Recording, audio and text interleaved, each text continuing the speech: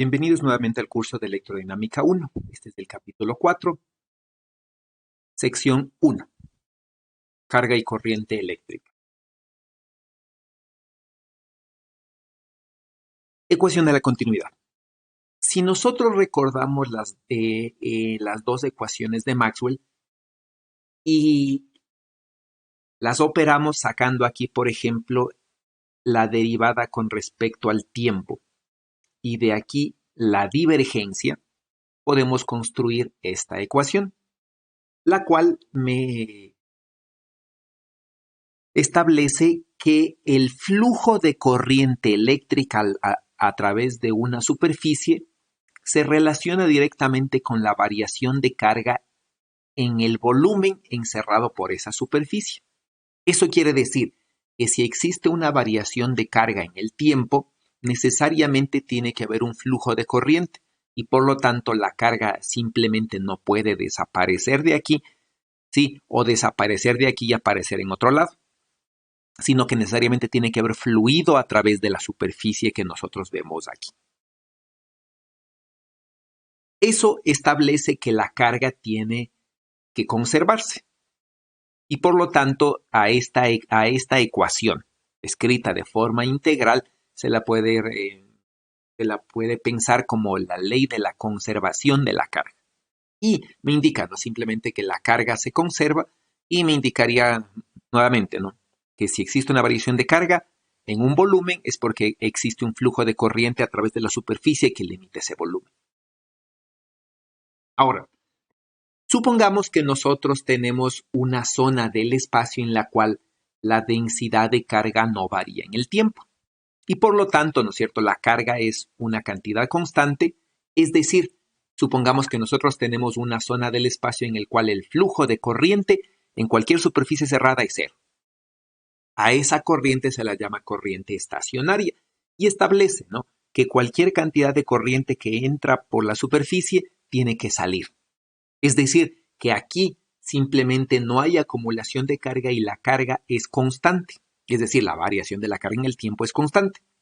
Y por lo tanto, si la corriente es estacionaria, la densidad de carga no depende del tiempo. Es decir, ni la corriente ni la densidad de carga dependen del tiempo.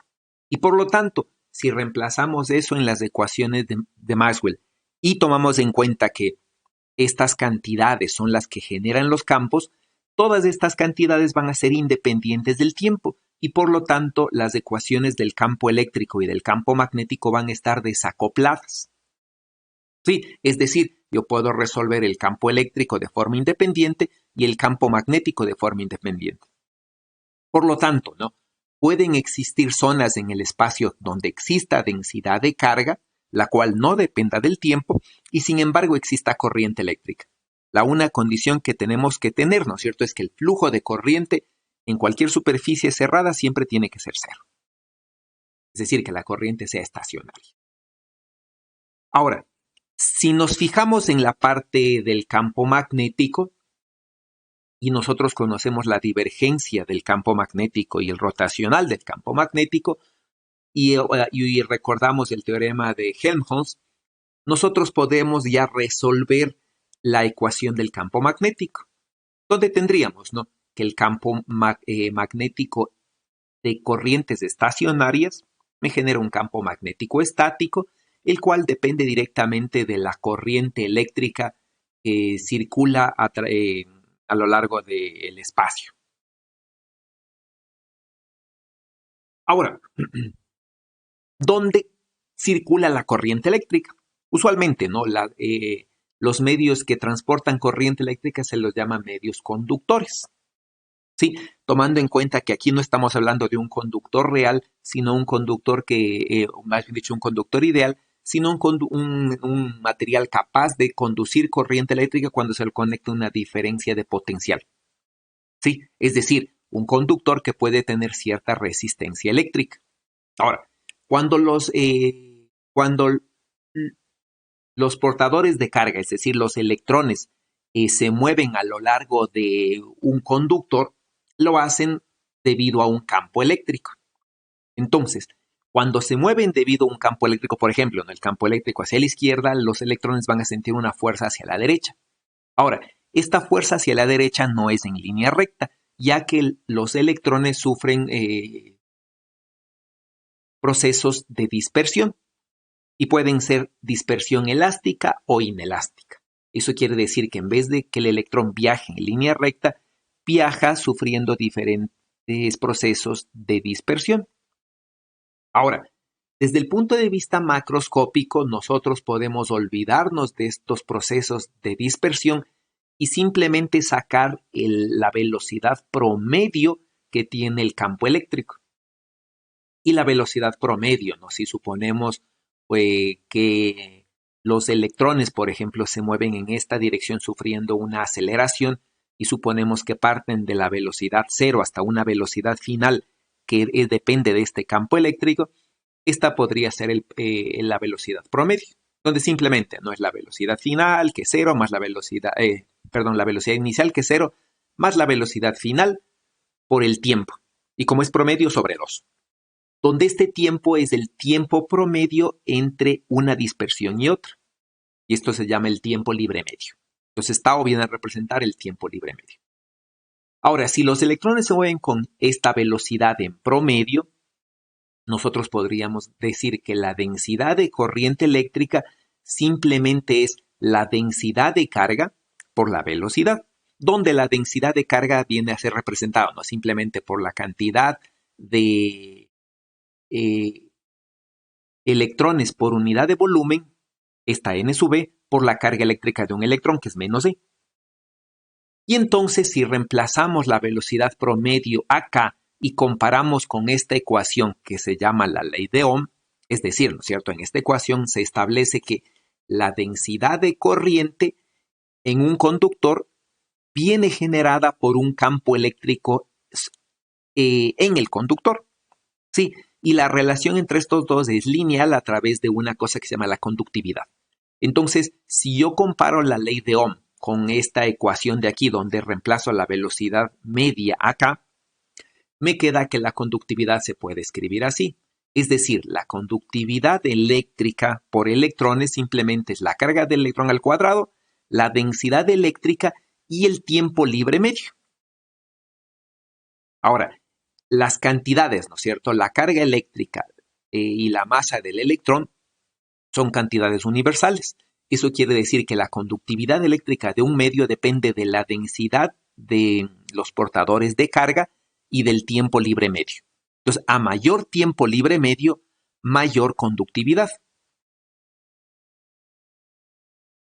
Ahora, existe otra relación, ¿no es cierto? Y se dice que simplemente la velocidad con la que se mueven los electrones en promedio, que se llama, vamos a anotarle como la velocidad de deriva, no es nada más que la longitud media, sí, es decir, que es la longitud, ¿no es cierto?, que viaja el electrón en promedio entre una dispersión y otra, dividido para el tiempo libre medio. Entonces, si reemplazamos eso acá, nos quedará que la conductividad es esta. Es decir, la conductividad es mayor mientras mayor sea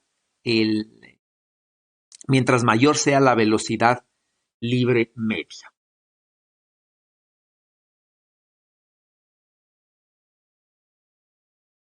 Se corrigió aquí un error, ¿no? Entonces, la conductividad es mayor mientras mayor es el tiempo, ¿sí?, entre un evento de dispersión y otro, o mayor es la longitud de camino libre medio. A nivel macroscópico, esta ley de Ohm se puede escribir de otra forma, que es usualmente esta, ¿no?, en la cual se define la resistencia como la relación entre la diferencia de potencial y la corriente eléctrica, donde esta diferencia de potencial es, ¿no es cierto?, entre los dos extremos a través de los cuales circula la corriente eléctrica. Sí, y esta de aquí es la corriente eléctrica que logra atravesar una sección transversal del conductor o de la resistencia. Y de la teoría de circuitos hemos tomado esto, ¿no es cierto?, donde la potencia disipada por un resistor es simplemente la integral, ¿no?, de la corriente por el campo, y esto usualmente para resistencia se suele escribir como la diferencia de potencial o voltaje, que se le suele llamar, por corriente eléctrica, ¿no? Ahora, en conductores, si nosotros tenemos conductores, ¿no es cierto?, en donde tengamos la relación de conductividad de corrientes estacionarias, es decir, la divergencia de J igual a 0, de aquí nosotros vamos a tener que la condición de frontera entre dos conductores con diferente conductividad, sigma 1 y sigma 2, por ejemplo, van a tener una relación de continuidad, es decir, la corriente normal en la frontera va a ser la misma. Ahora, si reemplazamos que la corriente de conducción, ¿no es cierto?, es simplemente la conductividad por el campo, tendríamos esta relación. Eso quiere decir que los campos normales en dos fronteras son diferentes, ¿ya? Y tienen que ser diferentes para que se conserve la corriente. Entonces, esta es una nueva relación para los campos eléctricos entre conductores.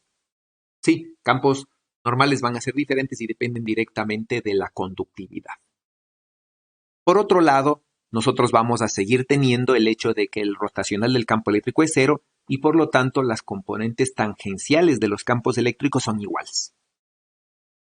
Por último, el potencial va a tener que ser continuo, ¿sí? Sigue siendo válida las ecuaciones de la electrostática, por lo tanto, ¿no?, los potenciales tienen que ser continuos, inclusive en la frontera entre dos medios que puedan conducir corriente, ¿no?, dos medios conductores.